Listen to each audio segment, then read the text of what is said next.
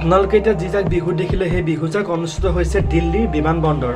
মই নাজানো কিন্তু তাত থকা নাচনীকেইজনী আমাৰ অসমৰ হয়নে নহয়, কিন্তু এইটো ঠিক যে আমাৰ অসমীয়া বাপতিসাহোন ৰঙালী বিহুটো আমাৰ এজন অসমীয়া মানুহে শিকাব লাগিব, তেতিয়াহে তেখেতসকলে নাচিব পাৰিব।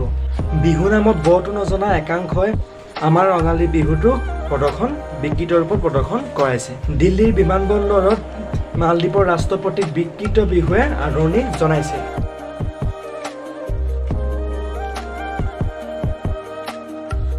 বিশ্ব দৰবাৰত আমাৰ ৰঙালী বিহুটো প্ৰদৰ্শন কৰিছে, তাৰ বাবে আমি অসমবাসী হিচাপে ভাল পাইছোঁ, গৌৰৱ অনুভৱ কৰিছোঁ।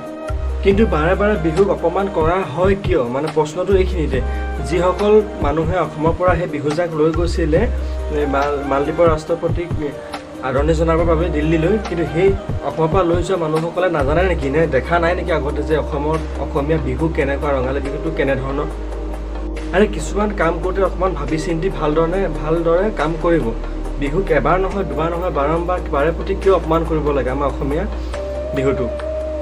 আৰু এটা কথা, আমাৰ অসমীয়া মানুহখিনি সহজ সৰল বাবেই এনেধৰণৰ বিহুৰ বৰটো নজনা একাংশ মানুহে বাৰে বাৰে বিহুক অপমান কৰিবলৈ সুবিধা পায়।